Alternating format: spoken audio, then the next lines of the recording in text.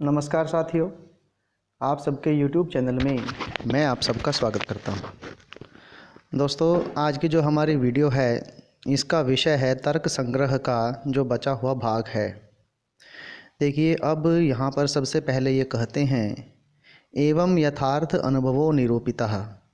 इस प्रकार हमने यथार्थ अनुभव का निरूपण कर दिया है। फिर कहते हैं अयथार्थ अनुभवः त्रिविधः।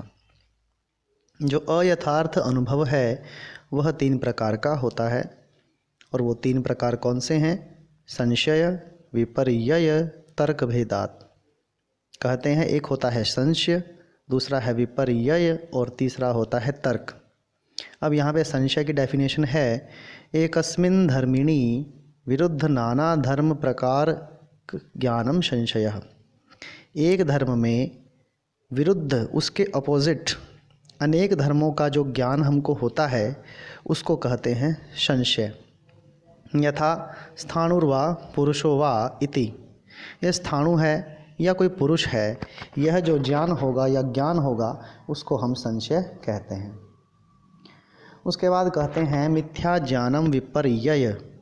जो झूठा ज्ञान होता है उसको हम कहते हैं विपर्यय। यथा जैसे शुक्तौ इदम रजतम इति।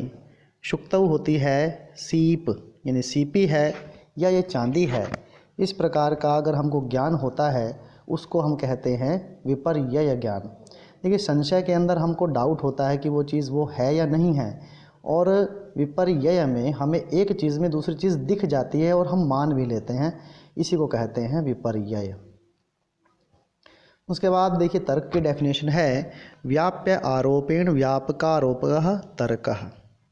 व्याप्य जो फैला हुआ है उसके आरोप में, आरोप का मतलब किसी पर आरोप लगाना नहीं है, बल्कि उसका रूप धारण करने में अगर हम व्यापक आरोप, व्यापक को उसमें देख लें तो यह होता है तर्क।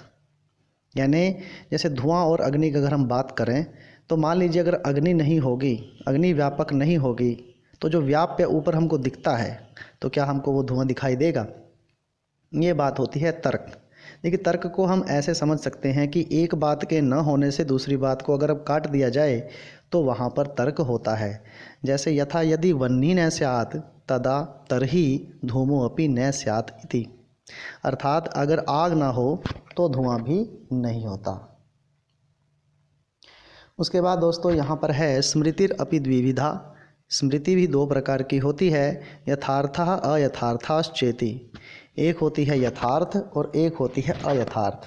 देखिए दोस्तों, यथार्थ का अर्थ होता है जो सच हो, और अयथार्थ वो होती है जो झूठी होती है। फिर यथार्थ जो स्मृति होती है उसकी बात करते हैं प्रमाजन्या यथार्थः। प्रमा होती है ज्ञान, यानी जो ज्ञान से उत्पन्न स्मृति होती है वो होती है यथार्थ स्मृति, और अप्रमाजन्य अयथार्थः, और अज्ञान से जन्य जो स्मृति होती है वो होती है अयथार्थ। उसके बाद देखिए सर्वेषां अनुकूलतया वेदनीयम सुखम। सबको अनुकूलता से, सबको अनुकूल करना, इस प्रकार का जो कार्य होता है उसको हम कहते हैं सुख। जब सभी हमारे अनुकूल होते हैं तो वो होता है कार्य सुख, वो गुण सुख कहलाता है। सर्वेषां प्रतिकूलतया वेदनीयम दुःखम। और सभी के प्रतिकूल हो जाना या सभी अगर हमारे प्रतिकूल हो जाएं तो ऐसा जो वेदनीय दुख देने वाली चीज़ें होती हैं उसको कहते हैं दुखम। इच्छा कामः, इच्छा कहते हैं काम को। क्रोधो द्वेषः, द्वेष कहते हैं क्रोध करने को। कृति प्रयत्नः, और प्रयत्न होता है अगर कुछ करते हैं। धर्म की डेफिनेशन देखिए दोस्तों आगे क्या है, विहित कर्मजन्यो धर्मः। सही कर्म को करना, उससे जो पैदा होगा उसको कहते हैं धर्म। उसके बाद देखिए अधर्म की डेफिनेशन आएगी निषिद्ध कर्मजन्यो अधर्मः। और अगर निषिद्ध कर्म को अगर हम करते हैं तो उससे जो पैदा होता है वह होता है अधर्म। उसके बाद कहते हैं बुद्धि आदयो अष्ट आत्ममात्रवृत्ति गुणः। तो बुद्धि आदि जो लास्ट के 8 होते हैं ये आत्मा के विशेष गुण होते हैं। कहते हैं बुद्धि इच्छा प्रयत्नः नित्याः अनित्याश्च। जो बुद्धि इच्छा और प्रयत्न ये 3 गुण होते हैं ये नित्य भी होते हैं और अनित्य भी होते हैं। क्यों होते हैं भाई? नित्यः ईश्वरस्य, क्योंकि बुद्धि इच्छा और प्रयत्न ये नित्य रहेंगे ईश्वर में, और अनित्य रहेंगे जीव में। फिर कहते हैं संस्कारः त्रिविधः, संस्कार 3 प्रकार का होता है। वेगो भावना स्थित स्थापकश्चेति। एक होता है वेग, दूसरी होती है भावना और तीसरा होता है स्थिति स्थापक। कहते हैं वेगः पृथिव्यादि चतुष्टय मनोवृत्ति। वेग जो होता है पृथ्वी आदि 4 जो हमारे पंच महाभूतों में से 4 हैं आकाश को छोड़कर, उनमें पाया जाता है, मन में भी पाया जाता है। और अनुभवजन्य स्मृति हेतु भावना, और अनुभव से उत्पन्न जो स्मृति होती है उसका जो कारण होता है वो होती है भावना। कहते हैं आत्ममात्र वृत्ति, और यह केवल आत्मा में रहती है। उसके बाद कहते हैं अन्यथा कृतस्य है पुनः तावद अवस्था पादकः स्थिति स्थापकः। उसके बाद जो अगर हम करते हैं, यानी किसी अवस्था में कोई वस्तु पड़ी है उसको उसी अवस्था में मान लेना, ऐसा जो कार्य होता है वो होता है स्थिति स्थापक। जो वस्तु जहाँ पड़ी है उसको वहीं पड़ा रहने दो, तब तक वो नहीं बदलेगी जब तक उसको उठाएंगे नहीं, ये होता है स्थिति स्थापक। उसके बाद कहते हैं कट आदि पृथ्वी मात्र वृत्ति। कट होती है चटाई, पृथ्वी होती है धरती। आपको पता है पृथ्वी पर जो चीज़ें हैं उनको जब तक हम हिलाएंगे डुलाएंगे नहीं तब तक वो किस अवस्था में पड़ी रहेंगी, वो वैसे की वैसी ही पड़ी रहेंगी, और यही होती है स्थिति स्थापक। और ये कट चटाई आदि पृथ्वी की वस्तुओं में होता है। फिर कहते हैं चलनात्मकम कर्म, चलना ही कर्म होता है। ऊर्ध्व देश संयोग हेतुर उत्क्षेपणम, ऊपर के देश में संयोग करना अर्थात किसी वस्तु को ऊपर की ओर फेंकना, यह होता है उत्क्षेपण। अधोदेश संयोग हेतुर अवक्षेपणम, और किसी वस्तु को नीचे की ओर फेंकना उसको कहेंगे अवक्षेपण। शरीर सन्निकृष्ट संयोग हेतुर आकुंचनम, शरीर को इकट्ठा करना, शरीर के अंगों को इकट्ठा कर लेना उसको हम कहेंगे आकुंचन। और शरीर अविप्रकृष्ट संयोग हेतुर प्रसारणम, और शरीर को चारों ओर फैला देना उसको कहेंगे प्रसार करना। अन्यत सर्वम गमनम, और सारे कार्य बाकी गमन कहलाते हैं। उसके बाद है दोस्तों नित्यम अनेकानुगतम सामान्यम। सामान्य का मतलब होता है जाति, अर्थात नित्य वस्तु जो है, और अनेक अनुगतम जो अनेकों वस्तुओं में रहती है उसको हम कहते हैं सामान्य। जैसे मनुष्य में मनुष्यत्व है, पशु में पशुत्व है, घोड़ा में घोड़े का जो जाति है वह रहेगी, इसको नित्य कहा जाता है।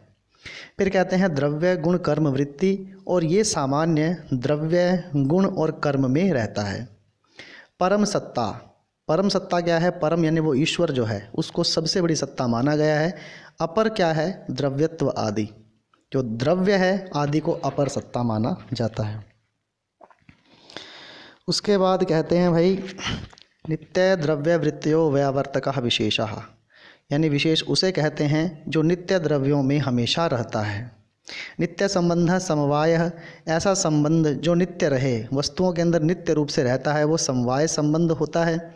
अयुत सिद्ध वृत्ति, अयुत सिद्ध का अर्थ होता है कि एक वस्तु की वजह से दूसरी वस्तु का बनना। जैसे धागे हैं और कपड़े का जो है वो संयोग अयुत सिद्ध है, क्योंकि धागों से ही कपड़ा बनेगा, ये होता है। फिर कहते हैं ययोर मध्ये एकम विनश्यद अपरा आश्रितम एव अवतिष्ठते तौ अयुत सिद्धौ। कहने का अर्थ ये है कि जब एक वस्तु नष्ट हो जाएगी उस पर जो बनने वाली वस्तु है आश्रित ही बचता है, वो वस्तु कहलाती है अयुत सिद्ध। अर्थात धागे अपनी सत्ता खत्म करते हैं तभी कपड़ा बनता है, दूध अपनी सत्ता खत्म करता है तो दही बनती है, यही अयुत सिद्ध संबंध होता है। यथा अवयव अविविनो गुण गुणिनो क्रिया क्रियान्वंतो जाति व्यक्ति विशेष नित्य द्रव्यश्चेति।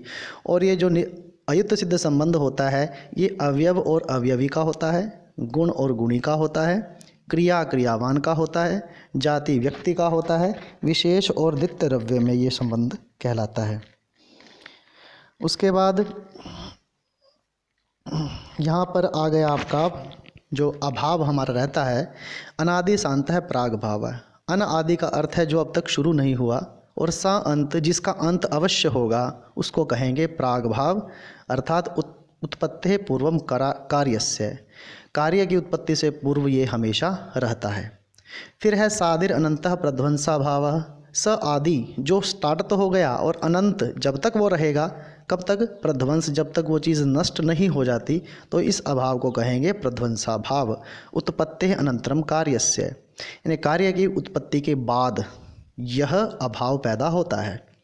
त्रैकालिक संसर्ग अभावो अत्यंताभाव, इन्हें तीनों काल में, भूतकाल, वर्तमान काल और भविष्य काल, अगर इन तीनों समय में किसी वस्तु का संसर्ग का अभाव रहे वो अत्यंत अभाव होता है। जैसे भूतले घटो नास्ति इति, धरती पर घड़ा नहीं है तो नहीं है तो नहीं है, क्योंकि उसका बिल्कुल त्रैकालिक अभाव है। हमारे देखने से वो वस्तु वहाँ थोड़ी ना आ जाएगी अपने आप। फिर कहते हैं तादात्म्य संबंध अवच्छिन्न प्रतियोगिता को भावो अन्योन्य भाव। तादात्म्य संबंध का अर्थ होता है कि जब एक वस्तु को दूसरी वस्तु के साथ अगर हम कंपैरिजन करते हैं और उसके स्थान पर दूसरी वस्तु को मान लेना, तो हम उसको मान तो नहीं सकते ना, यही होता है अन्योन्य भाव। जैसे घट पटो न भवति इति, यानी घड़े को हम कपड़ा नहीं कह सकते और कपड़े को हम लोग घड़ा नहीं कह सकते। उसके बाद है जी, बस उसके बाद कहते हैं सर्वेषाम अपि पदार्थानाम उक्तेषु अंतर्भावात् सप्तैव पदार्था इति सिद्धम। इस प्रकार साथ के साथ पदार्थ यहाँ पे क्लियर कर दिए गए हैं।